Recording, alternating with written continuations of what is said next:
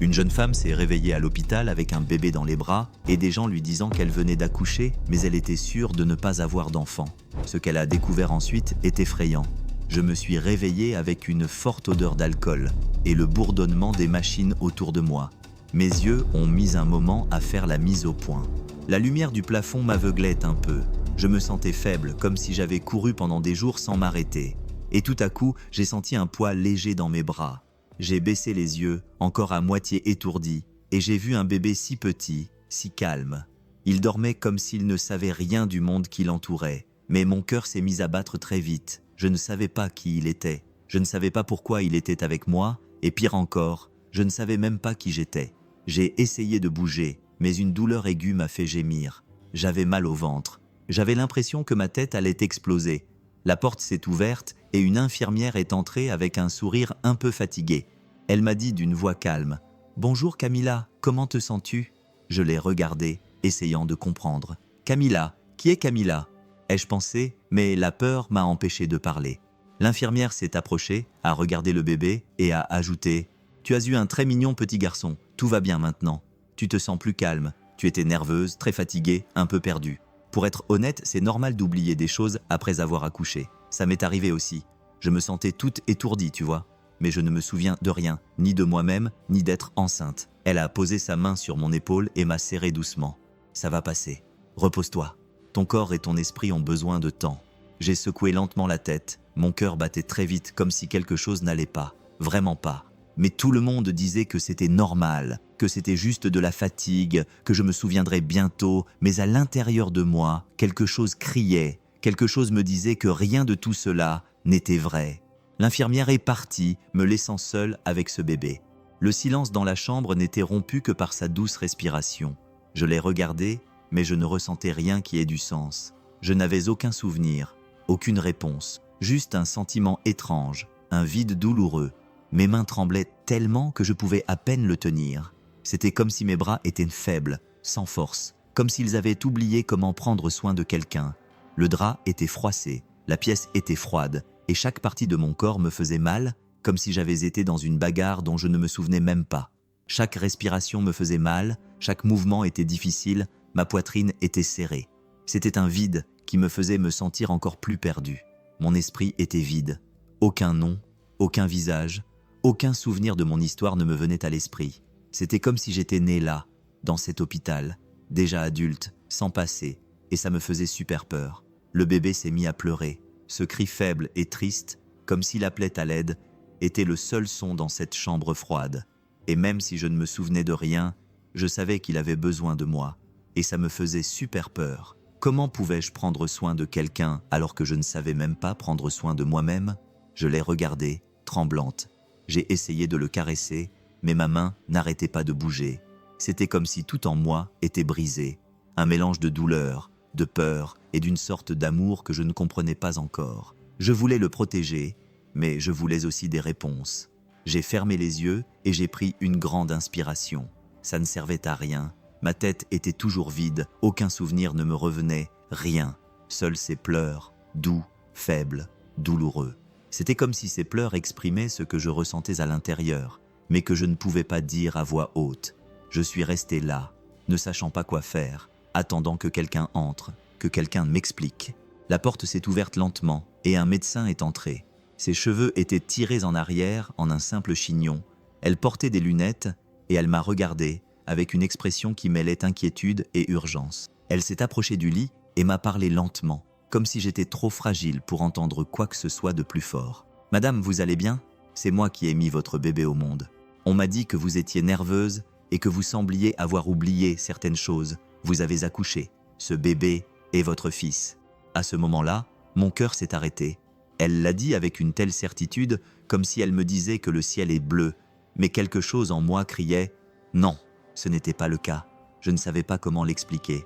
Je n'avais aucun souvenir. Je sais, mais j'avais un sentiment, une certitude qui venait du fond de mon cœur. Ces mots n'avaient aucun sens. C'était comme si elle m'avait raconté une histoire qui n'était pas la mienne. Je tenais le bébé plus délicatement, comme s'il pouvait m'échapper. Il était magnifique, il avait la peau très claire, des yeux avec de longs cils, et pourtant, quelque chose ne collait pas. J'ai dit au médecin d'une voix douce mais ferme Je ne me souviens pas avoir été enceinte ni être venue ici. Je ne me souviens de rien. Comment pouvez-vous être sûr que c'est mon fils ?» Elle a pris une profonde inspiration, a regardé les papiers sur son bloc-notes et a répondu sans me regarder. « Vous êtes arrivée ici en travail. Vous étiez très nerveuse. Vous avez dit que vous vous appeliez Camilla. Vous avez traversé une période difficile, mais tout s'est bien passé. Le bébé est né en bonne santé, mais j'ai essayé d'insister. Je ne sens pas qu'il est à moi, je vous le jure. J'ai l'impression que quelque chose ne va pas. » Elle s'est approchée et m'a pris le bras avec ce geste de quelqu'un qui veut calmer une personne qui ne va pas bien. Écoutez, parfois, après avoir accouché, les femmes ressentent cela. Cela peut prendre du temps pour que votre mémoire revienne. Vous êtes en état de choc, c'est normal. L'important maintenant, c'est de vous reposer. Votre fils a besoin de vous, vous pouvez l'allaiter maintenant. Votre corps est prêt pour ça. Allaitez votre fils. Elle n'arrêtait pas de me dire ça, mais je le regardais et j'avais l'impression que quelqu'un l'avait mis là, qu'on l'avait laissé dans mes bras et qu'il ne venait pas de moi. Mais je ne pouvais rien prouver. Je ne pouvais même pas dire mon propre nom sans l'aide des autres. C'était comme si tout ce que j'étais avait été effacé et qu'on m'avait écrit une nouvelle histoire. Une histoire que je ne reconnaissais pas. Je suis resté là, en silence, pendant qu'elle quittait la pièce. Des larmes ont commencé à couler sans que je m'en rende compte, parce que la douleur de ne me souvenir de rien était déjà énorme. Mais la douleur d'entendre que ce bébé était le mien et en même temps de sentir qu'il ne l'était pas, c'était encore pire. Et pourtant, le cœur brisé, j'ai serré cet enfant plus fort dans mes bras, car même si c'était un mensonge, il était avec moi. Et jusqu'à ce que la vérité éclate, je n'allais pas le laisser partir. Quand j'ai réalisé ça, j'ai pu l'allaiter. Mon corps a réagi. J'avais vraiment eu un enfant. Cela m'a encore plus effrayé. Lorsque le médecin est parti et que la pièce est redevenue silencieuse, j'ai commencé à regarder autour de moi désespérément. Je voulais n'importe quoi qui me dise qui j'étais, à part Camilla, un document, un bracelet, un sac, un bout de papier, n'importe quoi avec mon vrai nom dessus. Mais il n'y avait rien, juste cette chambre froide et blanche et le bébé dans mes bras. La main encore tremblante, j'ai tiré le drap. J'ai regardé sur le côté du lit, sur la table de chevet, même par terre. Rien, pas même un bout de papier avec mon nom dessus. C'était comme si j'étais apparu là de nulle part. La porte s'est ouverte à nouveau et une infirmière est entrée. Elle était plus jeune. Son visage était fatigué, mais ses yeux étaient gentils. Elle a souri en me voyant réveillée et m'a dit « Bonjour Camilla, tu as besoin de quelque chose ?» Encore ce nom, Camilla. J'ai pris une grande inspiration et j'ai parlé doucement. « Pourquoi m'appelle-t-il Camilla ?» Elle m'a regardé avec surprise, mais a essayé de rester calme. « C'est le nom qui figure sur votre dossier. C'est comme ça que vous êtes arrivé ici, mais je n'ai pas l'impression que ce soit mon nom. Je ne me reconnais pas avec ce nom. C'est comme s'il m'appelait autrement. » Elle est restée silencieuse pendant un moment. Puis elle a dit « Ça pourrait faire partie de l'amnésie dont le médecin a parlé. C'est courant quand une personne subit un traumatisme. Et où sont mes papiers? Ma carte d'identité, mon portefeuille, tout ?» Elle a secoué la tête avec un peu de tristesse. « Quand tu es arrivé, tu n'avais rien avec toi. Juste les vêtements que tu portais. Et puis le bébé s'est né et on a pensé que c'était à cause de la précipitation, tu vois. Que quelqu'un viendrait plus tard apporter le reste de tes affaires ou que tu nous dirais ton nom complet ou appellerais quelqu'un, mais personne n'est venu. » Elle a baissé les yeux et a hoché la tête. « Pas encore. » J'ai regardé le bébé sur mes genoux. Il était maintenant calme, comme si le monde ne s'écroulait pas juste là. Et j'avais l'impression d'avoir été effacé, comme si quelqu'un avait pris une gomme et effacé tout ce qui faisait de moi ce que j'étais, même mon nom. Et ils m'en ont donné un autre, Camilla. Mais ce nom ne me correspondait pas. Il ne me réconfortait pas. C'était comme des vêtements trop serrés qui ne m'allaient pas. J'ai essayé de le répéter doucement, comme si le son pouvait me ramener un souvenir. Camilla, Camilla. Mais rien ne venait. Pas d'image, pas de souvenir, pas de sentiments agréables. Juste du vide. L'infirmière s'est approchée, a mis une petite couverture sur mes jambes et m'a dit gentiment « Tout va bien se passer. Oui, le docteur a dit que tu avais besoin de te reposer. Quand tu veux dormir ou si tu as besoin d'aide, appelle-moi et je mettrai le bébé dans son berceau, d'accord ?»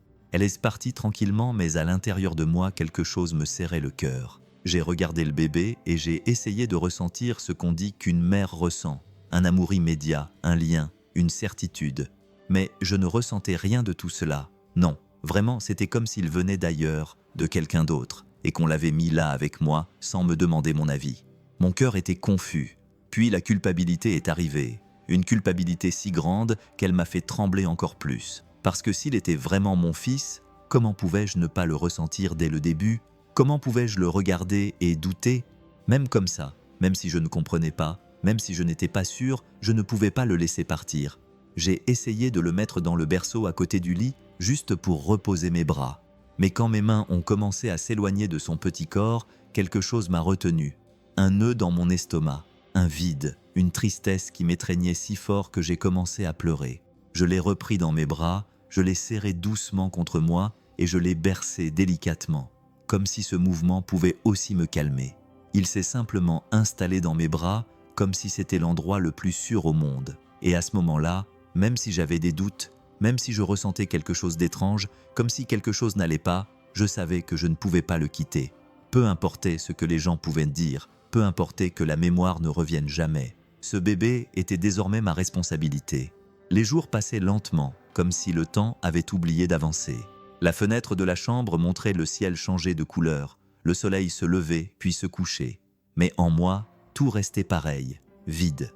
Je ne savais pas qui j'étais, je ne savais pas d'où je venais, je ne savais pas où j'allais, et personne d'autre ne semblait le savoir non plus. J'ai demandé plusieurs fois des papiers, n'importe quoi qui m'appartenait, un sac, un portefeuille, un bout de papier, un téléphone. Mais les réponses étaient toujours les mêmes. Vous êtes arrivé sans rien. On a déjà cherché. Il n'y avait que vous et le bébé. Ça m'a rendue encore plus nerveuse. Comment quelqu'un peut se pointer à l'hôpital avec un bébé dans les bras et que personne ne sache d'où il vient? J'ai essayé de me souvenir. J'ai fermé les yeux, je me suis creusé la tête, j'ai demandé à Dieu de m'aider, mais tout ce qui m'est venu, c'était le noir, un silence écrasant, comme si mon histoire m'avait été volée. Personne n'est venu, pas de visiteurs, pas de famille, pas d'amis, personne n'a appelé, personne n'a demandé de mes nouvelles. Chaque jour, j'attendais que quelqu'un ouvre la porte et me dise « Je t'ai trouvé ». Mais la porte ne s'ouvrait qu'aux médecins, aux infirmières, à des inconnus au sourire rapide qui ne prenaient jamais le temps de me regarder vraiment dans les yeux. Je me sentais invisible, oublié, comme si j'avais été effacé du monde. Mais même ainsi, je n'étais pas complètement seul, car chaque fois que je regardais le bébé dans les yeux, quelque chose bougeait en moi. Cet amour que je ressentais était étrange, il faisait mal. Il faisait mal parce qu'il était réel, mais il n'apportait pas de réponse. Et je voulais juste savoir. Je voulais savoir si quelqu'un allait venir nous chercher. Je voulais savoir ce qui m'était arrivé. Mais les jours passaient et rien ne changeait. Juste lui et moi dans cette chambre qui semblait infinie, seul au monde. Le 4e jour, une autre docteure est entrée dans ma chambre. Elle n'a pas souri, ni fait semblant que tout allait bien. Elle a parlé directement et rapidement. « Vous allez bien physiquement maintenant. On va vous laisser sortir aujourd'hui. » Je l'ai regardé, sans comprendre. Mon corps me faisait encore mal. Ma tête était encore vide. Je ne me souvenais pas qui j'étais. Je n'avais nulle part où aller. Personne ne viendrait me chercher. Elle a remarqué ma confusion et m'a dit « On a obtenu un certificat de naissance provisoire avec le nom que vous avez donné à l'accouchement. C'était la seule chose qu'on pouvait faire. Plus tard, tu devras te rendre au registre civil avec des documents pour enregistrer l'enfant, mais n'en parle à personne. En fait, nous ne devrions pas te laisser partir sans papier, mais vu ta confusion, nous ne voulons pas te stresser davantage. Non, Essia, Gitz. » Elle m'a tendu un morceau de papier plié. Mes mains tremblaient quand je l'ai pris. Matteo Hernandez, mère, Camila Hernandez, père inconnu. Je l'ai regardé les larmes aux yeux, mais je n'ai nulle part où aller. Je ne sais même pas où j'habite. Je n'ai rien. Elle a croisé les bras et a pris une profonde inspiration. Si vous ne vous souvenez pas, vous devez aller voir la police. Ils peuvent enquêter et vous aider à trouver un endroit où loger. Ici, à l'hôpital, nous avons fait tout ce que nous pouvions. On a besoin de la chambre pour un autre patient. Et le bébé a haussé les épaules. C'est le tien. Il est enregistré à ton nom. Maintenant, c'est ton tour, pas le mien. Tout dépendait de moi. La responsabilité, la peur, le silence. Ils m'ont renvoyé comme si j'étais n'importe qui, juste une autre femme qui partait avec son enfant dans les bras. Mais je n'étais pas comme ça. J'étais quelqu'un de brisé, de perdu, sans passé, avec un bébé dans les bras qui était peut-être le mien ou peut-être pas. J'ai quitté l'hôpital avec un sac en plastique contenant 2 couches, un chiffon et ce certificat de naissance improvisé. Le soleil dehors me faisait mal aux yeux, les rues étaient bondées. Les voitures passaient, les gens parlaient fort, et je me tenais là, sur le trottoir, avec un bébé dans les bras, sans savoir où aller. J'étais pieds nus, le cœur brisé. Personne ne m'attendait, personne ne m'appelait. J'étais juste une personne parmi tant d'autres dans la foule. Une femme avec un bébé qui essayait de se souvenir qui elle était. Mais comment pouvais-je m'en souvenir si personne ne m'avait jamais dit qui j'étais? Je marchais lentement, sans but. Le bébé dormait dans mes bras, inconscient de la peur que je ressentais. Et là, au milieu de ce monde trop grand, j'ai compris quelque chose. J'étais complètement seul, sans maison, sans famille, sans mémoire, avec seulement ce bébé qui me regardait comme s'il attendait que je sache quoi faire. Mais je ne savais pas. Je marchais simplement un pas après l'autre, en essayant de ne pas tomber, en essayant de ne pas pleurer. Car maintenant, plus que jamais, il n'avait que moi, et je n'avais que lui. Et si j'allais voir la police et qu'il me l'enlevait? Le soleil commençait déjà à se coucher quand j'ai atteint l'entrée du métro. Le bébé était enveloppé dans une fine couverture, endormi dans mes bras, et mes bras me faisaient mal à force de le porter, mais je ne le lâchais pas. Je suis entré dans la station comme si je marchais dans le noir, sans savoir ce que j'allais trouver. Je n'avais pas de destination, je ne savais pas où aller. Je savais juste que je ne pouvais pas rester là. Les gens passaient rapidement devant moi avec leurs sacs à dos, leurs dossiers, leurs téléphones à la main, chacun suivant son chemin, avec son visage, sa vie, son nom. Et moi, je n'étais personne. Je marchais simplement comme si j'attendais que quelqu'un me dise à tout moment « Hé, je te connais, viens, tu fais partie de ma famille ». Mais personne ne l'a dit. Personne ne m'a regardé 2 fois et je ne me souviens même pas où j'allais ni à quoi je pensais. J'ai acheté un billet avec les quelques pièces qu'on m'avait données à l'hôpital et j'ai descendu les escaliers avec précaution, en essayant de ne pas tomber. Le bruit du train qui arrivait était fort, comme le tonnerre. Le vent a frappé mon visage et le petit visage du bébé. Il a bougé un peu, mais il ne s'est pas réveillé. Je me suis assise sur un banc vide et je suis restée là, le serrant fort dans mes bras, le cœur battant et l'estomac gargouillant de faim. Je n'avais pas mangé depuis des heures. La dernière chose que j'avais mangée était un biscuit à l'hôpital. Mon corps criait au secours, mais je ne pensais pas seulement à moi. Je pensais à lui, à ce qu'il allait manger, à ce qu'il allait porter, à l'endroit où il allait dormir. Et plus je pensais, plus la peur grandissait en moi. On est monté dans le train. Je me suis assise dans un coin, recroquevillée, regardant les visages des gens. Je cherchais quelque chose de familier, un regard qui s'illuminerait en me voyant, une bouche qui prononcerait mon nom, mais rien ne s'est passé. C'était comme si j'étais invisible.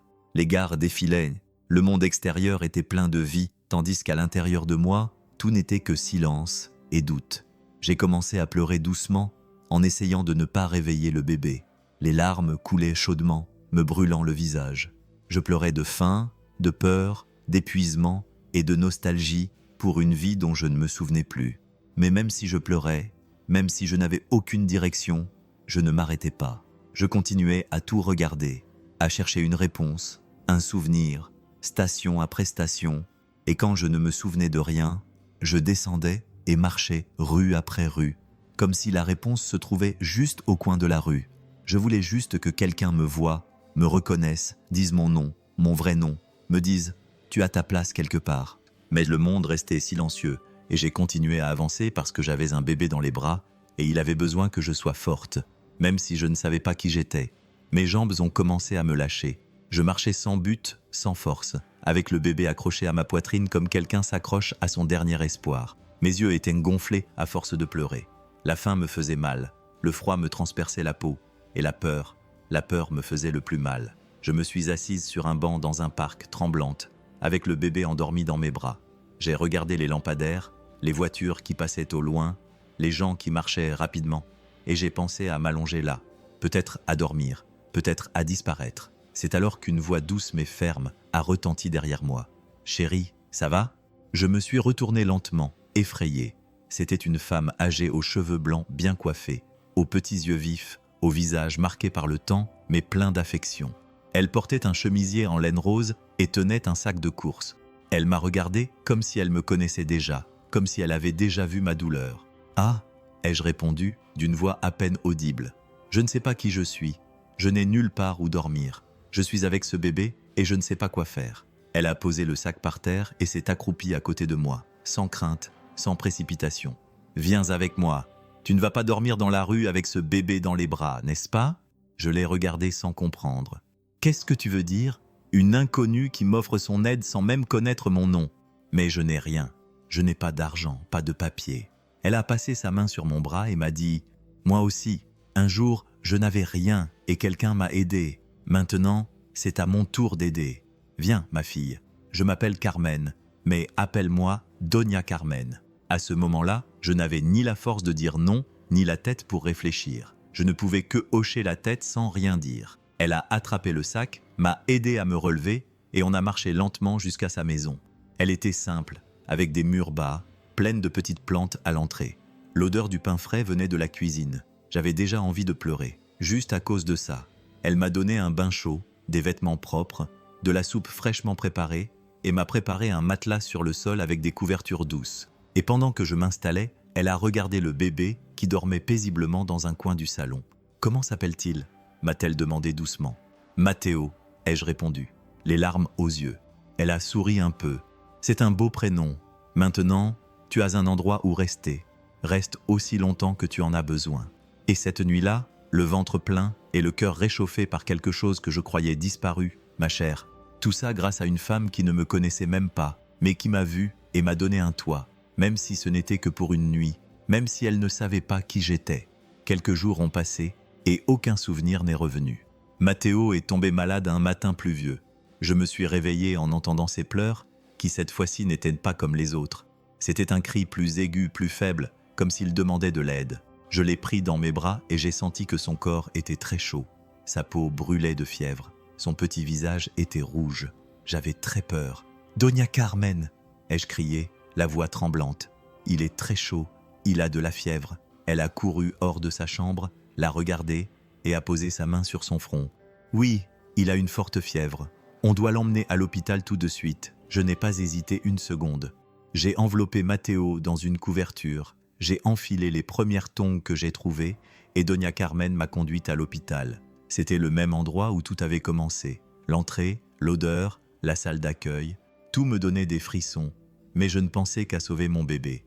Quand on est arrivé, j'ai couru aux urgences. Une infirmière a pris Matteo de mes bras et nous a conduits dans une salle. Mon cœur battait si fort que j'avais du mal à respirer. Une docteure est arrivée peu après. Quand elle a vu le papier avec mon nom, son expression a changé. Elle m'a regardé bizarrement et m'a dit, sans aucune émotion, « Encore vous ». Je ne comprenais pas. J'ai fait un pas vers elle. Il a de la fièvre, il est brûlant, il pleure sans arrêt. Aidez-le, s'il vous plaît. Elle a pris Matteo, l'a examiné rapidement, mais ne m'a même pas regardé dans les yeux. Elle a tout fait en silence, sans rien expliquer. Et moi, j'étais là, le cœur battant, attendant un mot, une explication. Au bout de quelques minutes, elle me l'a rendu et m'a dit sèchement « Il va bien, c'était juste un gros rhume. Je vais te donner des médicaments, mais la prochaine fois, prends mieux soin de lui. » J'étais paralysé. Sa façon de parler, la froideur de son regard, ça m'a fait mal. Je n'avais rien fait de mal. Je m'occupais de Matteo du mieux que je pouvais. Je n'avais personne vers qui me tourner, mais il n'avait jamais manqué d'amour, d'affection ou de mes bras. Elle a quitté la pièce sans dire un mot. J'ai regardé la porte se fermer et j'ai senti un vide dans ma poitrine. C'était comme si elle savait quelque chose, comme si mon nom lui rappelait des souvenirs que je ne pouvais même pas avoir. Mais pourquoi? Qu'est-ce que j'avais fait? Ou qu'est-ce qui m'avait été fait? J'ai serré Matteo dans mes bras et j'ai embrassé son front en sueur. Il respirait mieux maintenant. Il avait arrêté de pleurer, mais en moi, la peur ne faisait que grandir. Il y avait quelque chose d'étrange dans cet hôpital, quelque chose dont personne ne voulait parler. Le cœur lourd et la tête pleine de questions, j'ai quitté la chambre où le médecin m'avait laissé. Matteo dormait paisiblement dans mes bras, mais je ne pouvais pas me reposer. Cette phrase qu'elle avait répétée ne me sortait pas de la tête. Le regard qu'elle m'avait lancé n'était pas de la surprise, mais de la méfiance, peut-être de la peur, comme si mon nom posait problème. Je suis descendu à la réception. La fille au comptoir était jeune, portait de grosses lunettes et tapait sans arrêt sur son clavier. Je suis resté là un moment jusqu'à ce qu'elle remarque ma présence. « Bonjour, je peux vous aider ?» J'ai pris une grande inspiration et j'ai essayé de ne pas montrer ma nervosité. J'ai besoin d'en savoir plus sur mon admission à l'hôpital. Quand je suis arrivé, personne ne savait rien. Je m'appelle Camila Hernandez. Je veux juste savoir s'il y a d'autres infos, n'importe quoi, des adresses, des numéros de téléphone. Elle a froncé les sourcils et tapé quelque chose sur l'ordi. Elle a regardé l'écran pendant quelques secondes, puis elle a pris un air sérieux. Je suis désolé madame, mais je ne peux pas vous donner d'infos sans pièce d'identité avec photo. Mais je n'ai pas de pièce d'identité. Ma voix est sortie plus fort que je ne le voulais. Je suis venu ici sans rien. C'est vous qui m'avez donné ce nom. J'ai besoin de savoir s'il y a quelque chose, un numéro, une adresse, une photo, n'importe quel indice. Elle m'a regardé avec un peu de pitié, mais son ton est resté ferme. Écoutez, je comprends, mais ce sont les règles de l'hôpital. Sans pièce d'identité, je ne peux rien vous montrer. Vous devez vous adresser à la police ou aux services sociaux. Mais vous avez mon nom, vous vous êtes occupé de moi. J'étais là, avec ce bébé dans les bras, sans rien savoir de moi-même. Quelqu'un m'a enregistré dans le système. Qui était-ce ? Elle a secoué lentement la tête. Je ne peux pas te le dire, sauf avec une décision de justice. J'ai eu l'impression de recevoir un coup. Je suis resté là, à la regarder, espérant qu'elle changerait d'avis, qu'elle verrait mon désespoir. Mais elle a juste détourné le regard et s'est remise à taper. J'ai quitté la réception, les larmes aux yeux. L'hôpital où j'aurais dû recevoir de l'aide cachait quelque chose. Et maintenant, en plus de ne pas me souvenir qui j'étais, j'avais l'impression que quelqu'un faisait tout pour m'empêcher de découvrir la vérité. Matteo s'est agité dans mes bras en poussant un léger soupir. Je l'ai serré plus fort contre moi.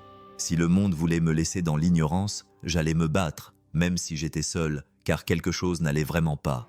Et je devais connaître la vérité, pour moi et pour lui. Quand je suis revenu de l'hôpital, encore sous le choc de tout ce que j'avais vécu à l'intérieur, Doña Carmen m'attendait dans la voiture. On a fait tout le trajet du retour sans dire un mot. Elle avait compris que je voulais juste réfléchir. On est entré dans la maison. Elle est allée dans la cuisine et est revenue rapidement avec une tasse de thé chaud à la main et m'a regardé avec ce regard maternel qui comprend tout sans que tu aies besoin de dire quoi que ce soit. « La docteure t'a maltraité, n'est-ce pas ?» m'a-t-elle dit d'une voix basse mais ferme. J'ai juste hoché la tête en essayant de ne pas pleurer. Je me suis assise sur le canapé avec Matteo dans les bras, toujours endormi. Et là, dans ce silence, les larmes ont commencé à couler. Ce n'était pas à cause de la douleur physique, mais à cause de l'épuisement, de l'angoisse et du sentiment d'impuissance. Elle s'est approchée de moi et m'a caressé les cheveux tendrement. Puis elle s'est assise à côté de moi et m'a dit « Il y a quelqu'un qui pourrait t'aider. C'est une femme très courageuse. Elle s'implique dans des situations difficiles, des histoires lourdes. Elle s'appelle Lucie. C'est une journaliste. Elle a déjà aidé d'autres femmes qui ont vécu des choses similaires à toi. » Je l'ai regardée, les yeux encore pleins de larmes. « Tu penses qu'elle voudra m'écouter ? Bien sûr. Je connais son cœur, et je connais le tien aussi. Tu as besoin de quelqu'un qui creusera plus loin, qui n'aura pas peur de chercher la vérité. » C'est Ata, Yelas comme. Doña Carmen a pris le téléphone, a composé un numéro, et quelques minutes plus tard, Lucie était en route. Quand elle est arrivée, c'était comme si l'espoir avait franchi la porte avec elle. Elle portait un jean, un chemisier simple, ses cheveux attachés en queue de cheval. Son regard était sérieux, mais très attentif. Elle s'est assise sur la chaise en face de moi et m'a écouté en silence. Je lui ai tout raconté, que je m'étais réveillé à l'hôpital sans savoir mon nom, avec un bébé dans les bras. Le rapport bizarre, la façon dont le médecin m'avait traité, la réceptionniste qui avait refusé de me donner des infos. Elle ne m'a pas interrompu une seule fois, et ce n'est qu'une fois que j'ai eu fini de parler qu'elle s'est exprimée calmement. « Votre cas n'est pas unique. » J'ai ouvert les yeux, surprise. « Comment ça ? Il n'est pas unique. » Cet hôpital a déjà reçu des plaintes, des cas similaires aux vôtres, des femmes qui ont disparu, des bébés qui sont apparus avec des noms différents, des certificats de naissance improvisés, mais rien n'a jamais été prouvé. Les histoires ont été étouffées. Mon cœur s'est mis à battre plus vite. Donc je ne suis pas folle. Elle a secoué la tête. Pas du tout. Je vous crois. Et si vous le souhaitez, je veux enquêter avec vous. Je vais vous aider à retrouver votre famille et à découvrir la vérité sur cet hôpital. À ce moment-là, j'ai senti une chaleur dans ma poitrine après avoir écouté pendant si longtemps, sans entendre que tout ça n'était que dans ma tête. Enfin, quelqu'un me croyait. Lucie ne me regardait pas avec pitié. Elle me regardait avec force. Et là, avec elle et Doña Carmen à mes côtés, j'ai senti pour la première fois que je n'étais pas seul, que mon histoire avait de l'importance et que peut-être la vérité était plus proche que je ne le pensais. Cette nuit-là, la peur et le courage m'accompagnaient, moi et Lucie. On a attendu la tombée de la nuit pour aller à l'hôpital. Lucie a dit qu'elle savait comment accéder aux archives internes. Je ne savais pas exactement comment elle allait s'y prendre, mais je lui faisais confiance. Pour la première fois, quelqu'un faisait quelque chose de concret pour moi, pas seulement m'écouter, mais agir, et ça m'a donné de la force. On est entré par l'arrière avec l'aide d'un employé qui lui devait une faveur. J'étais super nerveuse, mon cœur battait si fort que j'avais l'impression que tout le monde pouvait l'entendre. Matteo essaie resté avec Doña Carmen cette nuit-là. C'était trop dangereux de l'emmener avec nous, et le simple fait d'être loin de lui me rendait très anxieuse, mais je savais que c'était aussi pour son bien, pour nous deux. Lucie m'a guidée à travers les couloirs presque sombres. Quand on est arrivé à la salle des archives, elle a fermé la porte avec précaution, allumé l'ordinateur et commencé à taper rapidement. Je suis resté là, les bras croisés, le cœur battant à tout rompre. Au bout de quelques minutes, elle m'a appelé à voix basse. « Viens voir ça ». Je me suis approché lentement. Elle a tourné l'écran vers moi et m'a montré un document. « C'est ton dossier d'admission à l'hôpital. Tu vois ? Il est écrit ici que tu es arrivé en état de choc avec une blessure abdominale. » « Une blessure », ai-je murmuré, sentant un frisson me parcourir l'estomac. « Oui, mais regarde ça. » Elle a fait défiler la page. Il n'y a aucune info sur un accouchement. Rien. Ça ne dit même pas que tu étais enceinte. Il n'y a pas de date de naissance pour le bébé, pas de nom pour le père, pas d'adresse pour les proches, juste ce nom, Camila Hernandez. Donc, il n'y a aucune preuve que j'ai eu ce bébé là-bas. Elle a secoué lentement la tête. Rien. Ma tête s'est mise à tourner. C'était la preuve dont j'avais besoin. Mais ça faisait mal. Ça faisait mal de savoir que tout ce qu'il m'avait dit jusqu'à présent était peut-être un mensonge, qu'il m'avait trompé. Lucie a continué à chercher, les yeux rivés sur l'écran. Et il y a autre chose. J'ai cherché le nom du bébé, Matteo Hernandez. Et il n'y a aucun acte de naissance avec ce nom, ni ce jour-là, ni aucun autre jour proche de cette date. Quoi ? Il n'est pas né ici. Aucun bébé nommé Matteo, de son âge, n'est jamais passé par cet hôpital. Mais regarde ça. Elle a ouvert un autre document. C'était un vieux rapport avec des notes prises par une infirmière. Il disait qu'un bébé avait été donné à une patiente désorientée par un employé de l'hôpital, mais il ne mentionnait pas le nom de l'employé, seulement un numéro d'identification. Cette infirmière a été virée. Je suis restée silencieuse. Je ne pouvais rien dire. Mes yeux étaient remplis de larmes. Lucie m'a touché la main et m'a dit doucement « Ils t'ont trompé. Tout ça a été planifié, mais maintenant, on va trouver les gens qui t'ont fait ça. Je te le promets. » Après cette nuit à l'hôpital, je n'ai pas pu dormir. J'ai passé des heures assis sur le bord du lit, à regarder le berceau où Matteo dormait, en repensant à tout ce que j'avais vu. La douleur dans ma poitrine était intense, mais mon envie de connaître la vérité était encore plus forte. Lucie a promis de continuer à enquêter le lendemain, et je savais que si quelqu'un était capable d'en savoir plus, c'était bien elle. Dans l'après-midi, elle est arrivée, les yeux fatigués mais bien ouverts. Elle s'est assise sur le canapé, a ouvert son sac à dos et en a sorti des papiers froissés, des notes manuscrites. J'ai compris qu'elle avait passé la nuit à enquêter. « J'ai trouvé le nom de l'infirmière », dit-elle sans détour. « Anna Camila Solis. » Et ça, c'est que... Mon cœur se figea. C'était réel. Il y avait un nom, une personne derrière tout ça. Je m'installai dans le fauteuil et pris la main de Lucie, craignant ce qui allait suivre. Elle avait travaillé à l'hôpital pendant de nombreuses années. Elle avait de bons résultats, de bonnes évaluations, mais elle a soudainement été licenciée, sans raison officielle. Cela s'est produit quelques jours après ton départ de l'hôpital et personne d'autre ne l'a vue. Lucie a secoué la tête. Elle a disparu. Elle ne répond plus au téléphone. Elle a quitté les réseaux sociaux, changé d'adresse. Certains collègues ont dit qu'elle semblait effrayée ces dernières semaines. D'autres ont dit qu'elle était impliquée dans quelque chose d'étrange, mais personne ne sait vraiment. J'ai fermé les yeux un instant, essayant de retenir mes larmes. Son image a commencé à se former dans mon esprit, même si je ne me souvenais pas d'elle. Lucie m'a touché l'épaule et m'a dit calmement « On va retrouver cette femme, et quand on l'aura trouvée, tu auras les réponses dont tu as tant besoin. Accroche-toi, même si tu as la gorge serrée. » Parce qu'à ce moment-là, tout ce que je voulais, c'était connaître la vérité. Peu importe à quel point ça faisait mal, je devais trouver Anna Camila Solis. Elle était la pièce manquante, la personne qui pourrait peut-être me rendre la partie de moi qui m'avait été volée. Je ne pouvais plus ignorer le doute qui me rongeait. C'était comme une plaie ouverte qui faisait mal rien qu'à la regarder, mais je savais que je devais y faire face. Je me suis assise avec Lucie et je lui ai parlé à voix basse, presque incapable de la regarder dans les yeux.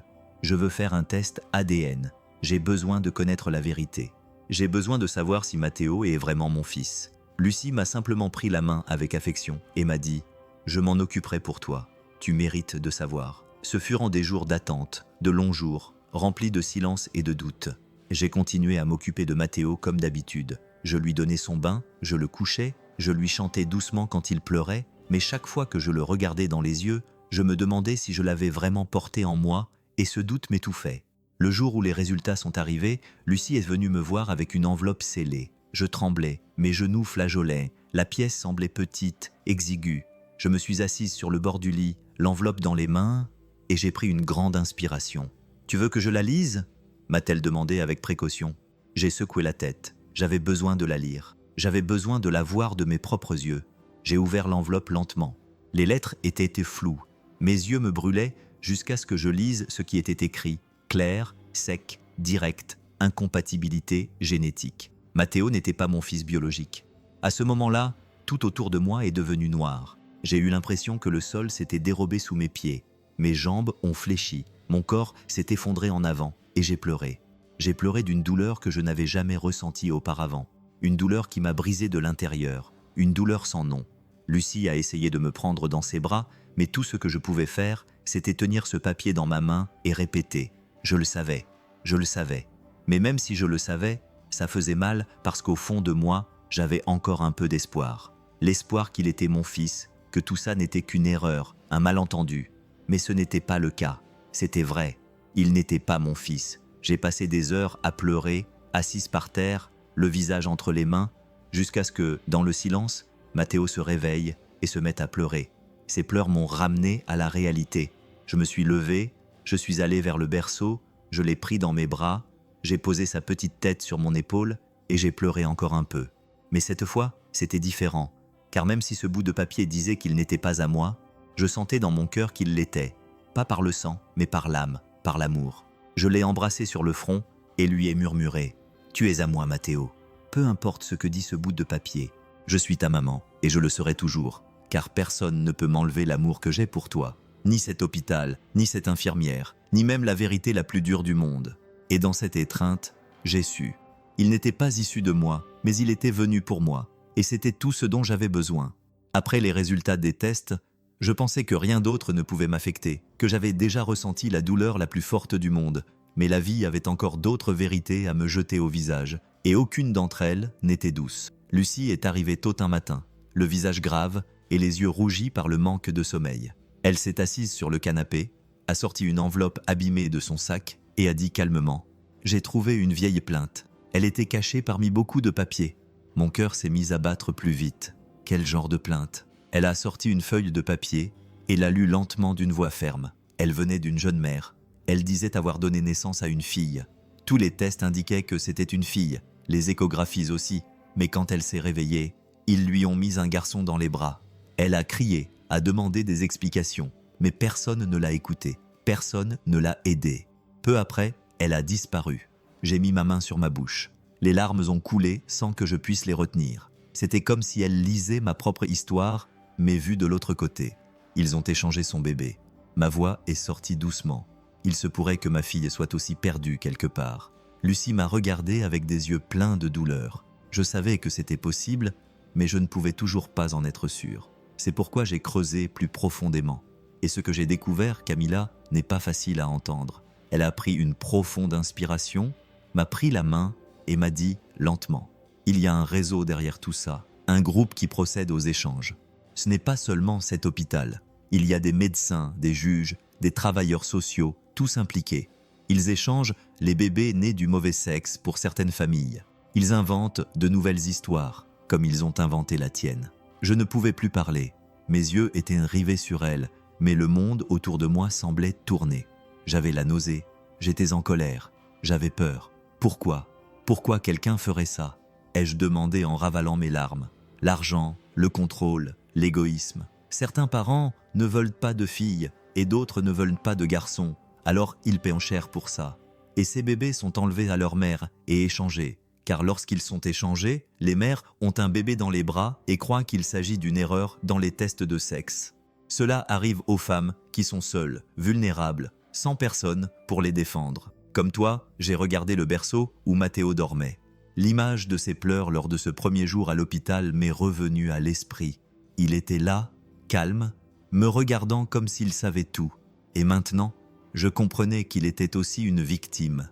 Lucie m'a serré la main très fort. C'est grave, Camilla, mais c'est réel.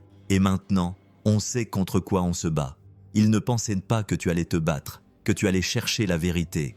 J'ai pleuré, mais cette fois, ce n'était pas seulement de la tristesse, c'était de la colère. C'était aussi le désir de ne pas laisser d'autres mères vivre la même chose. C'était le début d'une force que je ne me connaissais pas. Je voulais des réponses, mais maintenant je voulais aussi que justice soit faite. Et après cette conversation avec Lucie, ma tête n'arrêtait pas de tourner.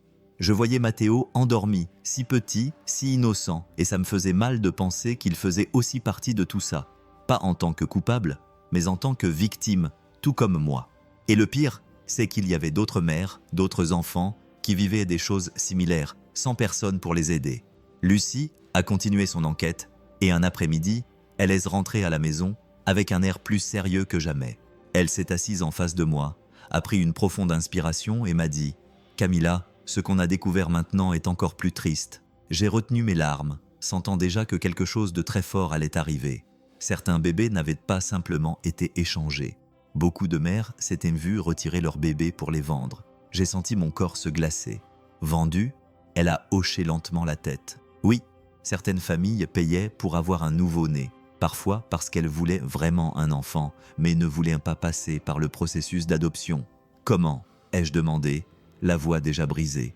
Comme on l'avait déjà découvert, des parents qui voulaient un garçon et avaient eu une fille, ou vice-versa, des familles qui avaient rejeté leurs propres enfants et les avaient ensuite échangés, donnés, avaient disparu, et, à leur place, avaient donné un autre bébé, parfois avec de faux papiers, parfois avec de nouveaux noms. Tout cela se passait à l'hôpital, avec l'aide de ceux qui auraient dû prendre soin de la vie de ces bébés. J'ai senti mon estomac se retourner. J'avais envie de vomir. J'avais tellement mal que je pouvais à peine respirer. Le monde me semblait sale, trop cruel pour quelqu'un comme Matteo, comme moi, comme tant d'autres mères. Puis j'ai dit lentement, comme si je rassemblais les pièces du puzzle. Peut-être qu'ils ont pris ma vraie fille et m'ont mis Matteo dans les bras pour le cacher. Lucie a baissé les yeux et a confirmé d'un simple « Oui, c'est probablement ce qui s'est passé ».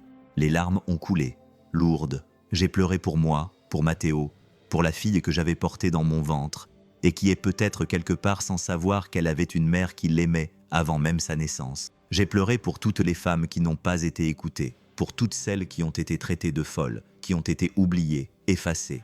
Lucie m'a serré fort dans ses bras, et dans cette étreinte, j'ai senti que la douleur était partagée, mais j'ai aussi senti que quelque chose en moi était en train de changer. Je n'étais plus seulement une femme perdue, j'étais une mère blessée. Et les mères blessées, lorsqu'elles trouvent la force, deviennent des géantes, parce que personne ne peut nous enlever notre droit d'aimer ou notre droit de nous battre. Après tout ce que Lucie m'avait dit, j'ai passé la nuit sans pouvoir dormir. Parfois allongée, parfois assise avec Matteo dans les bras, je fixais l'obscurité, demandant silencieusement à ma tête de me rendre ce qu'il m'avait pris. Et c'est lors d'une de ces nuits, alors que le silence dans la maison était si profond qu'on pouvait entendre mon cœur battre, que ça a commencé. Ça venait comme de petites flashs, ce n'étaient pas des rêves, ce n'était pas de l'imagination, c'était comme si des morceaux de ma vie essayèrent de revenir. Et j'ai attrapé chaque morceau comme quelqu'un qui s'agrippe à une corde pour ne pas tomber. J'ai vu de la pluie, beaucoup de pluie, un sol mouillé, une rue sombre. J'étais trempé, mes vêtements collaient à mon corps. Je ressentais une douleur aiguë dans le ventre. J'ai crié, j'ai appelé à l'aide. Une femme me tenait dans ses bras, me disait de respirer, que tout allait bien, mais ce n'était pas le cas. Je criais sans arrêt. « Ma fille, où est-ce ma fille ?» Puis il y a eu du bruit, des cris, des bruits de pas, des mains qui me tiraient. On m'allongeait sur une civière, des visages confus, des lumières vives. Je bougeais, je ne voulais pas lâcher prise, je ne voulais pas dormir, mais ils m'ont forcé. Et quand je me suis réveillé, mes bras étaient vides. Je me suis réveillé en sueur, en pleurs. Matteo dormait paisiblement.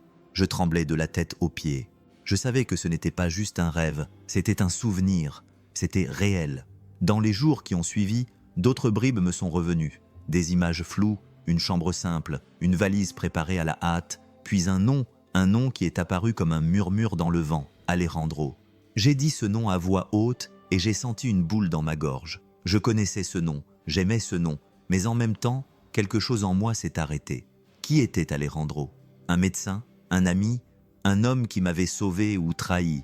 Je suis allé voir Lucie et je lui ai dit « Lucie, un nom m'est venu à l'esprit, Alejandro. C'est important. Je suis désolé. Il était avec moi avant tout le reste. Peut-être qu'il sait ce qui s'est passé. » Ses yeux se sont écarquillés. « Ici, si, ça pourrait être le fil conducteur dont on a besoin. Découvrons qui il est. » Et ainsi, avec le nom d'Alejandro sur les lèvres et la douleur dans la poitrine, la recherche de ma fille a pris un nouveau chemin. Un chemin plein de peur, mais aussi d'espoir. Car peut-être, juste peut-être, ce nom était-il la clé pour retrouver la partie de moi qui manquait. Quand j'ai dit le nom d'Alejandro à Lucie, elle l'a rapidement noté et a commencé à enquêter le jour même. Elle avait ses méthodes, ses contacts, ses pistes. Elle a passé des heures devant son ordinateur à fouiller dans des fichiers, à appeler des gens que je ne connaissais même pas. Et moi, j'étais là, le cœur serré, Matteo dans les bras, incapable de m'empêcher de penser.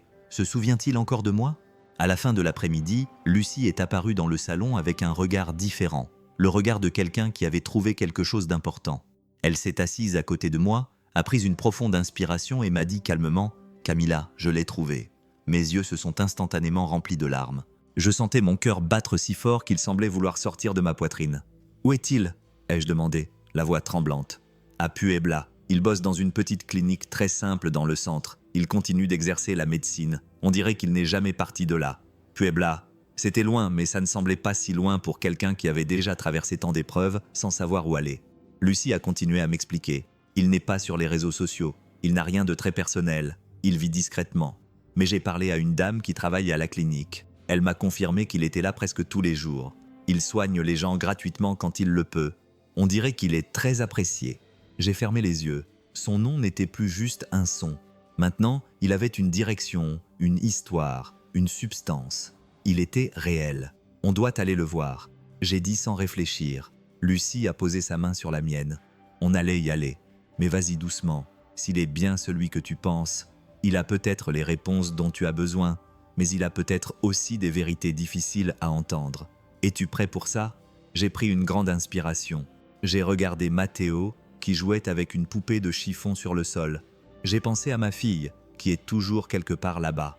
Peu importe ce qu'il dira, j'ai juste besoin de le regarder dans les yeux. Lucie a hoché la tête.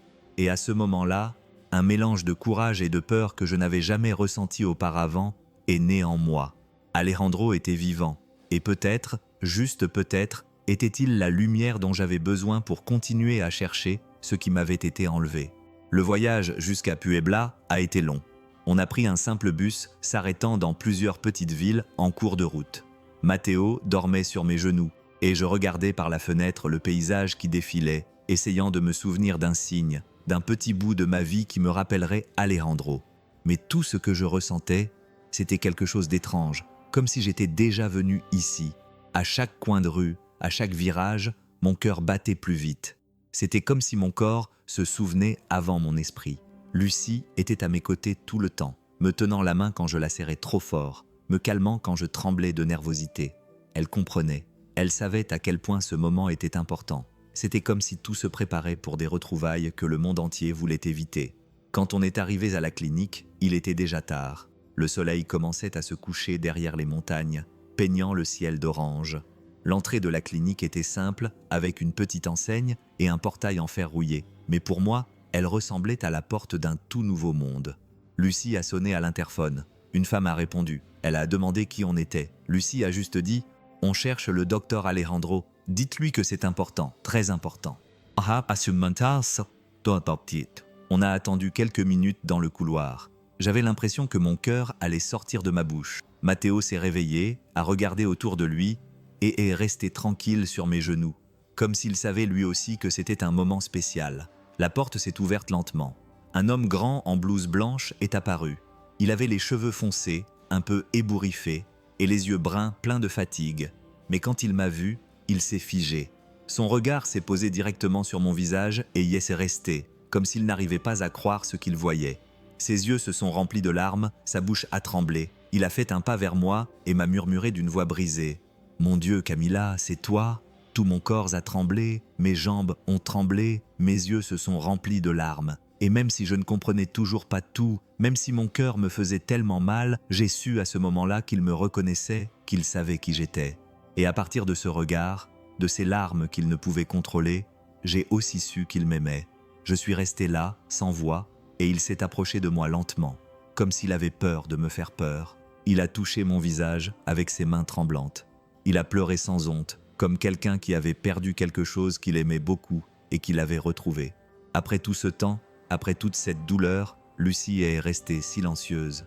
Elle nous a laissé vivre ce moment seul. Et là, le cœur battant plus fort que jamais, j'ai compris.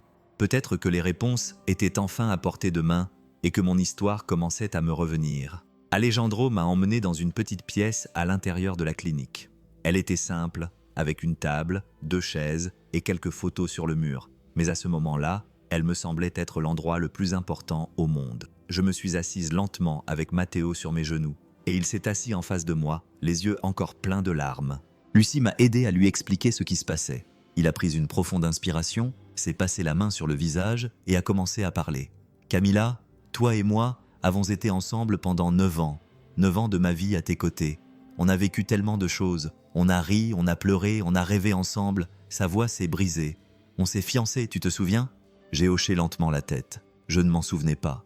Mais quelque chose en moi a commencé à se réchauffer, comme si ce qu'il disait avait du sens, même si je ne voyais pas les images. Quand tu es tombée enceinte, ça a été l'un des jours les plus heureux de ma vie. Tu as tellement pleuré de joie. Je t'ai serré dans mes bras et je t'ai promis de prendre soin de toi pour toujours. Il a fait une pause, a pris une profonde inspiration et ses yeux se sont à nouveau remplis de larmes. Mais ma famille ne t'a jamais accepté. Ils ne t'ont jamais accepté. Ils disaient que tu n'étais pas assez bien, que tu n'étais pas à notre niveau. Et je me suis battu avec eux, je me suis battu avec acharnement. J'ai crié sur ma mère, sur mon père, et après ça, je t'ai choisi. J'ai choisi notre fille. Mes mains tremblaient sur mes genoux. Les mots « notre fille » résonnaient dans ma poitrine comme une flèche. On a quitté la ville, laissant tout derrière nous. On est arrivé à Puebla, où personne ne nous connaissait. On menait une vie simple, mais pleine d'amour. Tu as fait des projets pour l'arrivée du bébé. Tu as préparé des vêtements, écrit des prénoms dans un petit carnet. Tu avais un beau ventre. Tu étais si heureuse. Les larmes coulaient déjà sur mon visage. Je voyais ces mots comme s'ils étaient des films dans ma tête, des morceaux de moi qui revenaient lentement. Puis Camilla m'a attrapé la main. Tu as commencé à ressentir de la douleur. Il était encore très tôt. On s'est précipité à l'hôpital. Je t'ai laissé à l'entrée dans un fauteuil roulant et je suis allé garer la voiture. Quand je suis revenu, tu avais disparu. Ils ont dit que tu n'avais jamais été là. Il n'y avait pas de caméra, rien. Tu avais disparu. La douleur dans ses yeux m'a brisé le cœur. Je t'ai cherché, Camilla, pendant des jours. Je suis allé dans tous les hôpitaux de la ville, j'ai mis des affiches, j'ai demandé de l'aide, mais tu avais disparu comme si tu t'étais évaporé. Je ne t'ai jamais revu. Je n'ai jamais eu de nouvelles, même pas de notre fille, rien. Il s'est agenouillé devant moi, les mains dans les miennes. J'ai cru que tu étais morte, et avec toi, notre bébé. Je n'ai plus pu retenir mes larmes. J'ai serré Alejandro si fort dans mes bras que j'avais l'impression de vouloir rassembler tous les morceaux de la vie qui nous avaient été volés. Et là, dans cette étreinte, j'ai pleuré pour tout, pour moi, pour lui, pour notre fille disparue et pour tout le temps perdu, qui hurlait désormais dans nos cœurs. Lucie est restée silencieuse pendant qu'Alejandro et moi pleurions dans ces retrouvailles pleines de douleur et de nostalgie. Elle a respecté ce moment.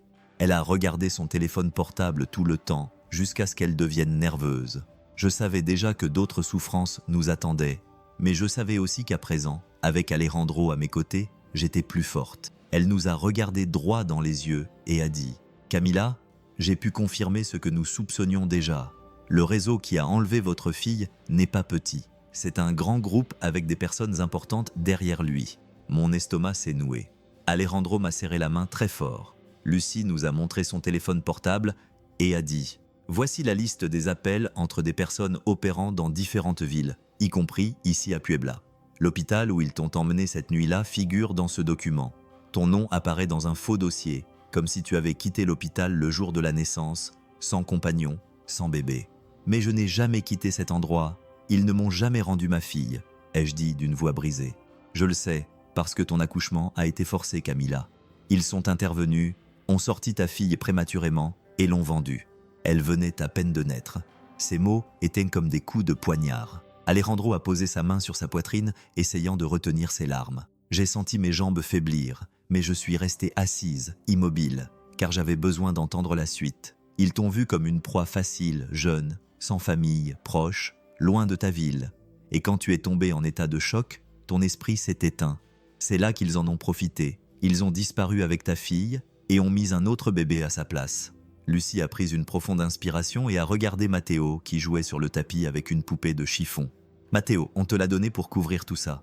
Il était la pièce manquante pour que personne ne soupçonne la disparition de ton bébé. Lui aussi est une victime. Un bébé rejeté par une autre famille, un innocent utilisé pour effacer une vie. » Les larmes ne cessèrent de couler. Je me suis penché, j'ai pris Matteo dans mes bras et je l'ai serré fort. Son odeur, sa chaleur, c'était tout ce qui me permettait de tenir le coup. Ils ont essayé de t'effacer, Camilla, de te transformer en un numéro, en une femme sans visage, mais tu as survécu.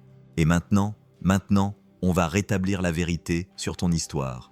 Et avec justice, Alejandro m'a enlacé par derrière. On est restés là tous les trois, serrés les uns contre les autres, unis par la douleur, mais aussi par la force de ne pas abandonner.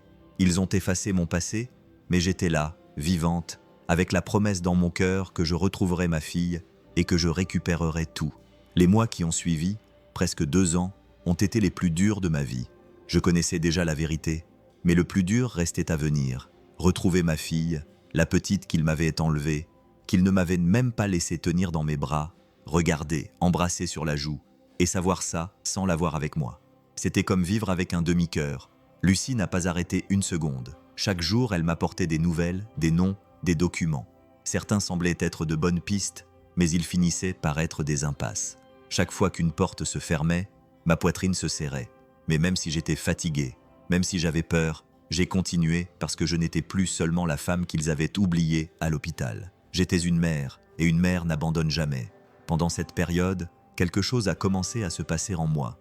Mes souvenirs ont commencé à revenir, pas tous d'un coup, mais petit à petit, comme si mon cœur et mon esprit faisaient de la place pour tout ce qui m'avait été enlevé de force. Je me suis souvenu du jour où j'ai dit à Alejandro que j'étais enceinte. On était assis sur un banc dans un parc et je tremblais de stress.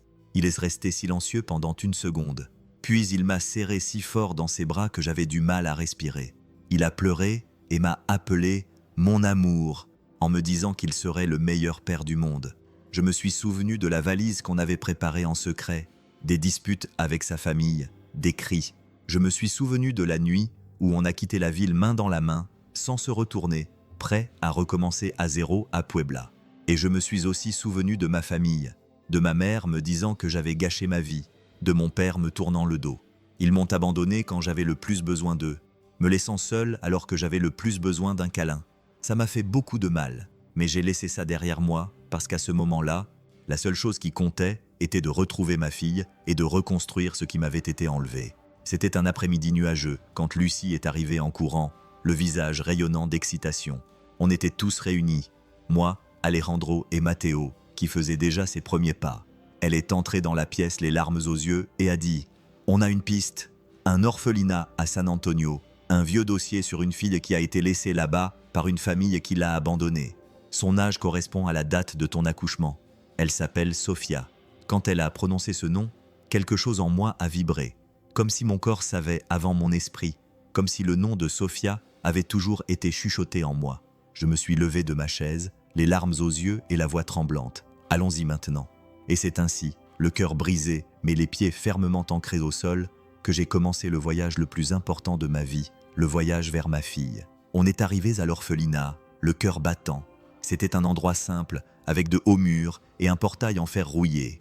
À l'intérieur, des enfants jouaient dans une cour avec de vieilles balançoires, souriant et courant, comme s'ils n'avaient pas conscience de la douleur qu'ils portaient en eux. J'ai regardé chaque petit visage, et je me suis dit, l'une de ces filles pourrait-elle être ma fille ? Lucie a demandé à parler à la directrice. On nous a conduites dans une pièce au mur blanc, avec une table couverte de papier. La femme qui nous a reçus était sérieuse, avec un visage sévère et des mots soigneusement choisis. Lucie lui a expliqué notre recherche. Elle a mentionné le nom de Sofia, sa date de naissance et les documents qu'on avait. La directrice a écouté en silence, et quand Lucie a fini, elle a croisé les bras et a répondu sèchement « Je suis désolée, mais nous n'avons aucune fille de ce nom, et même si c'était le cas, nous ne pourrions vous donner aucune information sans une décision de justice. » J'ai senti mon monde s'écrouler à nouveau. Mes yeux se sont remplis de larmes, et j'ai pris une grande inspiration pour essayer de ne pas pleurer. Alejandro s'est levé de sa chaise et a essayé de parler. Mais elle ne voulait pas continuer la conversation. Elle nous a demandé de partir. On était déjà à la porte, sur le point de partir, quand une jeune employée au regard bienveillant s'est approchée de Lucie et lui a chuchoté quelque chose. Lucie m'a regardé et m'a dit « Attends, ici ». La jeune fille a emmené Lucie dans une pièce à l'arrière. On est resté dans la cour, moi avec Matteo dans les bras et Alejandro à mes côtés, attendant, en silence, attendant. Après quelques minutes, Lucie est revenue avec un bout de papier dans la main. Il était froissé, il avait l'air vieux, mais j'ai vu qu'elle tremblait en le tenant. Elle a mis la feuille dans mes mains et m'a dit doucement « Elle me l'a donnée en secret. C'est une liste avec les vrais noms des enfants qui sont venus ici. Beaucoup d'entre eux ont changé de nom par la suite pour protéger la vie privée des enfants et de leurs parents. » Mes yeux ont commencé à parcourir ligne par ligne les noms, les dates, les notes rapides. Puis je me suis arrêté. Mes yeux se sont figés. Sofia, date de naissance, la seule fille née le même jour que moi. Une note laissée par une famille qui disait ne pas être compatible avec l'adoption. Tout mon corps tremblait. Les larmes coulaient sans que je puisse les retenir. J'ai posé ma main sur son nom, comme si je voulais sentir sa chaleur là. C'était elle, ma fille. Elle avait toujours été là, grandissant sans moi, vivant sans savoir que j'existais, que je l'aimais avant même de l'avoir vue. Alejandro m'a serré fort dans ses bras, les yeux aussi remplis de larmes. Matteo m'a regardé, confus, et je l'ai serré contre ma poitrine. Elle est là, ça doit être elle, j'ai murmuré faiblement. Elle est en vie, et à ce moment-là, malgré ma douleur immense, j'ai senti que Dieu m'avait entendu. Ma fille n'avait pas disparu, il l'avait cachée. Mais maintenant, j'allais la récupérer et ne plus jamais la laisser partir. Le lendemain, le cœur battant, on a prévu une visite discrète à l'orphelinat à un moment où le directeur serait absent. L'employé qui nous aidait a tout organisé. On a dit qu'on était un couple intéressé par l'adoption et qu'on voulait rencontrer des enfants. Alejandro m'a accompagné et Lucie est restée dehors pour guetter le moindre signe. Alors qu'on marchait dans le couloir vers la cour de récréation où les enfants jouaient, mes mains étaient moites. Mes yeux cherchaient désespérément un petit visage, un regard, un signe. Et quand la porte de la cour de récréation s'est ouverte, je me suis arrêté. Elle était là, seule, assise dans un coin, dessinant sur un bout de papier déchiré, les cheveux noirs raides attachés en une simple queue de cheval. Ses yeux, mon Dieu, ses yeux étaient les miens, exactement les mêmes, grands, sombres, profonds. Mes genoux se sont dérobés. J'ai dû m'appuyer contre le mur pour ne pas tomber. Alejandro m'a tenu fermement le bras et m'a murmuré « C'est elle ». J'ai fait quelques pas lents vers elle. Le monde autour de moi a disparu. Le bruit des autres enfants s'est estompé. C'était comme si elle était la seule à exister. Elle a levé les yeux, m'a regardé avec un regard curieux mais calme, puis, d'une petite voix douce, m'a demandé « Tu es ma maman ?» Cette question m'a brisé de l'intérieur. Le temps s'est arrêté. Le sol a disparu. J'ai senti tout ce qu'il y avait en moi remonter à la surface. Toute la douleur, les souvenirs, les peurs, tout s'est transformé en larmes, tout s'est transformé en émotions. Elle a souri, un petit sourire timide, comme si elle n'était pas sûre, un sourire plein de silence, mais tellement vrai. J'ai essayé de parler, je te jure que j'ai essayé, mais rien n'est sorti, pas un mot, seule ma bouche tremblait. Alors, j'ai fait ce que mon cœur me disait de faire. Je me suis agenouillé devant elle, j'ai ouvert les bras et je l'ai serrée contre moi. Je l'ai serrée dans mes bras avec la force d'une mère qui avait passé des années brisée par l'amour de quelqu'un qui attendait ce moment, sans savoir s'il viendrait un jour. J'ai pleuré comme je n'avais jamais pleuré de ma vie, et elle m'a serré dans ses bras avec ses petites mains. On est resté comme ça pendant quelques minutes, juste elle et moi. Et dans cette étreinte, je l'ai sentie. Je n'avais pas besoin de preuves, de papier ou de quoi que ce soit d'autre. Elle était ma fille, et j'étais sa mère. Et là, à ce moment-là, 2 cœurs brisés se sont retrouvés et ont commencé à guérir ensemble. Après ces retrouvailles, rien d'autre ne comptait, sauf me battre pour elle, pour ma fille, pour ma Sofia. Mais je savais que la serrer dans mes bras ce jour-là n'était pas la fin de l'histoire. Ce n'était que le début d'une bataille qui allait me demander tout ce que j'avais. Lucie avait préparé tous les documents, les tests, les dossiers hospitaliers, les dossiers de l'orphelinat et le test ADN confirmant que Sofia était ma fille biologique. Et même avec tout ça, la justice était lente, c'était dur. On a dû intenter un procès. J'ai été convoqué à des audiences, je me suis assise devant des juges, des procureurs, des psychologues. J'ai parlé de ma mémoire effacée, de l'accouchement forcé, de Matteo, de tout ce qu'il m'avait pris. Et chaque fois que je parlais, mon cœur se brisait à nouveau. Mais je parlais avec fermeté, car cette fois, personne n'allait faire taire ma voix. La presse a commencé à suivre l'affaire. Lucie voulait montrer tout ce qu'ils avaient découvert. Les allégations ont été révélées. D'autres femmes ont commencé à demander de l'aide, ce qui a donné de la force à mon affaire. La vérité était en train de sortir. C'est alors qu'après des mois, la famille qui avait enregistré Sophia comme leur fille est apparue. Convoqués par le juge, ils sont venus à l'audience. C'était un couple bien habillé, froid, sans émotion dans les yeux. Lorsqu'on leur a demandé pourquoi ils avaient laissé l'enfant à l'orphelinat, la femme a répondu sans baisser les yeux. Nous voulions une fille. Et quand nous avons découvert que c'était un garçon, nous ne l'avons pas accepté. Et c'était difficile. C'est à l'hôpital qu'on nous a dit qu'il y avait des mères qui ressentaient la même chose et que, moyennant une somme d'argent, nous pouvions simplement l'échanger. Nous avons payé la somme demandée et elle est venue à la maison, nous l'avons regardée et n'avons rien ressenti. Nous ne pouvions pas l'aimer, nous avions l'impression qu'elle n'était pas à nous. Nous avons donc décidé de la laisser à l'orphelinat et de continuer notre vie pour essayer d'avoir une autre fille. Entendre cela m'a fait l'effet d'un coup de poignard. Cela m'a fait plus mal que toute douleur physique que j'ai jamais ressentie. Comment pouvait-on dire cela d'une fille si adorable, si pleine d'amour? J'ai fermé les yeux et j'ai pensé à elle, à son sourire timide, à la question qu'elle m'avait posée. « Tu es ma maman ?» Après avoir tout entendu, le juge m'a regardé avec douceur et, sans dire grand-chose, m'a donné ce que mon cœur désirait le plus. J'avais officiellement la garde légale, dans mon cœur, dans mon âme et désormais aussi sur le papier. J'ai quitté la salle d'audience, les jambes tremblantes, mais le cœur rempli de joie. Sophia était à moi, et personne d'autre ne pouvait me l'enlever. Elle n'avait pas été rejetée. Elle avait été rendue par des gens qui ne savaient pas aimer, mais elle avait trouvé en moi l'amour qui ne finirait jamais. Parce qu'une mère n'est pas seulement quelqu'un qui donne la vie. Une mère est quelqu'un qui n'abandonne pas, qui se bat et qui s'accroche, même quand le monde entier essaie de lui enlever ce qui lui appartient. Le jour où j'ai ramené Sophia à la maison a été le plus beau jour de ma vie. Le ciel était clair et j'avais l'impression que tout en moi commençait aussi à s'illuminer. Elle me tenait doucement la main, marchant lentement à mes côtés. Elle était encore timide, encore méfiante envers le monde, mais ses yeux étaient paisibles. Matteo était dans le salon, en train de jouer avec ses blocs. Quand il m'a vu entrer, il a couru dans mes bras comme il le faisait toujours. Je l'ai pris dans mes bras et je me suis accroupi à la hauteur de Sophia. « Sophia !» ai-je dit doucement, le cœur serré. « Voici Matteo !» Elle l'a regardé comme si elle voyait quelque chose de nouveau et d'important, puis elle a fait un pas en avant, curieuse. Elle l'a regardé de haut en bas avec ses yeux sombres qui étaient exactement comme les miens. Ils se sont regardés pendant quelques secondes qui m'ont semblé une éternité. Puis, d'une voix pure et sincère comme je n'en avais jamais entendu, elle a demandé « Tu es mon frère ?»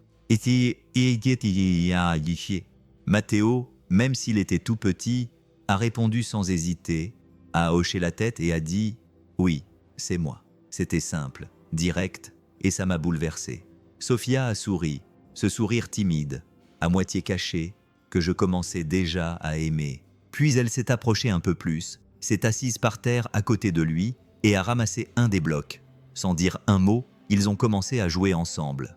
Je suis resté là à regarder la scène, les larmes aux yeux. Deux cœurs qui n'étaient pas nés ensemble, mais qui étaient faits l'un pour l'autre. Deux vies que le monde avait essayé de séparer, mais que l'amour avait réunies là, sur le sol du salon, parmi les jouets et les rires. Ma famille avait vraiment commencé. Pas parfaite, pas planifiée, mais réelle et pleine d'amour. Une fois que tout s'était calmé et que Sophia était rentrée à la maison, Alejandro m'a appelé pour parler. On était assis sur la terrasse et on regardait les enfants jouer dans le jardin. Matteo courait après un ballon et Sophia dessinait par terre avec des craies de couleur.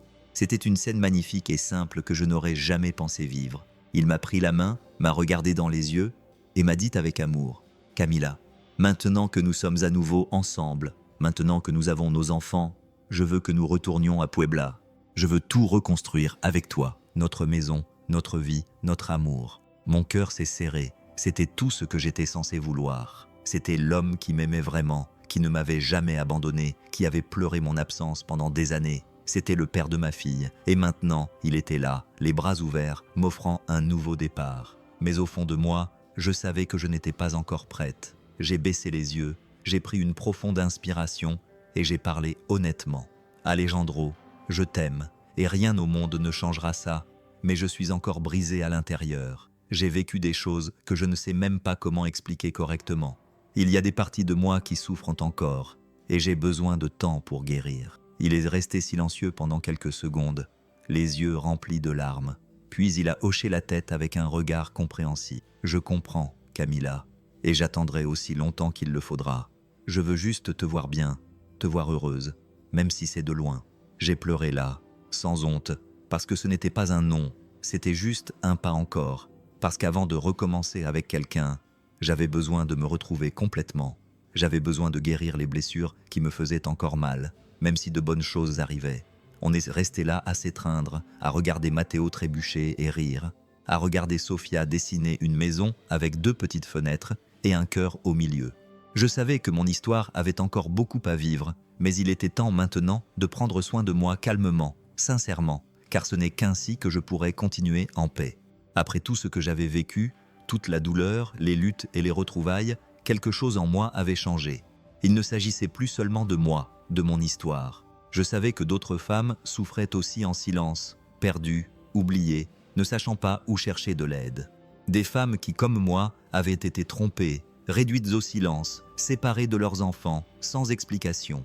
C'est alors que, avec le soutien de Lucie et l'affection inépuisable de Doña Carmen, on a décidé de créer quelque chose de plus grand, quelque chose qui pourrait accueillir ces mères, un endroit où elles pourraient être écoutées, accueillies et non jugées.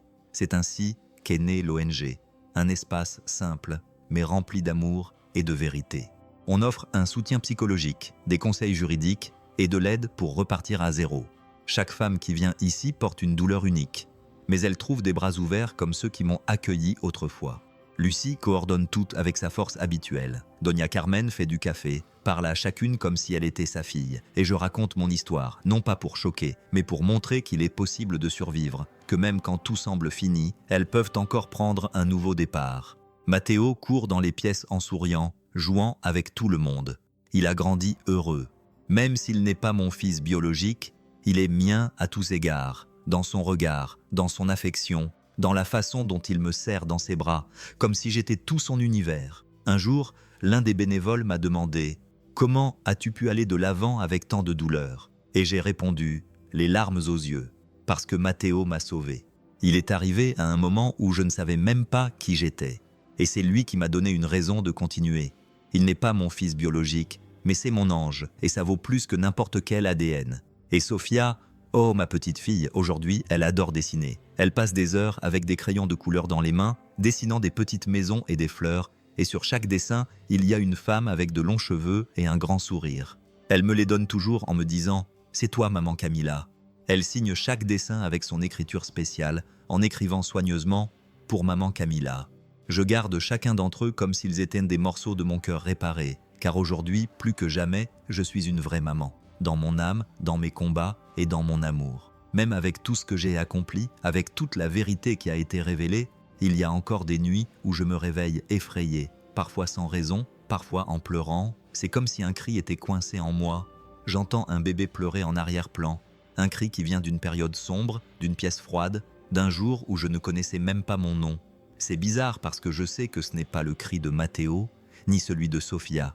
C'est le cri qui est resté, celui qui m'accompagnera pour toujours. Le cri d'une femme arrachée à elle-même et laissée seule, portant un bébé dont elle ne savait pas d'où il venait. Et pourtant, elle l'aimait de toute son âme. Mais dans ces moments-là, quand la peur me visite, je me tourne vers le côté et je vois 2 cœurs là avec moi. Sofia, avec ses cheveux en bataille, endormie en serrant l'un de ses dessins dans ses bras. Matteo, avec son petit visage calme, toujours près de moi. 2 enfants, 2 vies, 2 miracles qui me rappellent que l'amour ne suit pas de règles. Il arrive simplement, et quand il arrive, il guérit. Si je pouvais remonter le temps, oh, si je le pouvais, je demanderais seulement de me souvenir plus tôt pour ne pas avoir perdu autant, pour avoir pu voir le visage de ma fille quand elle était nouveau-née, pour l'avoir bercée dans ses premiers jours. Mais peut-être qu'avec tout ce qui s'est passé, c'était comme ça que ça devait être, parce que même la douleur m'a amené à ce moment, parce que c'est grâce à cette douleur que je suis devenue celle que je suis aujourd'hui. Et si un jour, la vie me joue un autre tour, si un jour ma mémoire me fait à nouveau défaut, si tout est effacé comme avant, je ne demande qu'une chose, que quelqu'un me regarde dans les yeux et me dise « Camilla, tu étais la mère que le monde voulait effacer, mais tu as gagné, tu as aimé, Tu t'es battu, tu n'as pas abandonné et tu as ramené tes enfants à la maison parce qu'au final, c'est ce que je suis. Une mère avec une âme entière et un cœur ouvert. Une mère qui a été brisée en 1000 morceaux. Mais elle s'est reconstruite par amour. Cette histoire ne parle pas seulement de douleur, elle parle de résilience, du pouvoir d'une femme à qui on a tout pris, même son identité, mais qui a trouvé la force de continuer grâce à son amour pour ses enfants. Elle parle de courage, de ne pas abandonner, même quand le monde te tourne le dos. Et surtout, elle parle de ce que signifie être une vraie maman. Maintenant, dis-moi, si tu étais à la place de Camilla, que ferais-tu si tu te réveillais sans aucun souvenir, avec un bébé dans les bras et une vie qui n'est pas la tienne? Ou à la place d'Alejandro, qui a perdu l'amour de sa vie et n'a jamais cessé de le chercher? Ou même à la place de Sofia, qui voulait juste savoir si la femme qui la serrait dans ses bras était vraiment sa mère? Laisse-moi un commentaire ici pour me dire ce que tu as ressenti, ce qui t'a le plus touché. Je lis tout avec amour et je réponds quand je peux. Et bien sûr, si tu n'as pas encore activé la cloche ici sur la chaîne, clique dessus maintenant pour ne manquer aucune des prochaines histoires. Il y a beaucoup de choses fortes et passionnantes à venir. Et avant de partir, il y a une vidéo à l'écran qui a déjà fait pleurer beaucoup de gens et les a amenés à réfléchir à leur propre vie. Cliquez dessus maintenant. C'est une histoire sur le pardon, les nouveaux départs et le fait que parfois, il faut tout perdre pour trouver ce qui compte vraiment. On se voit là-bas.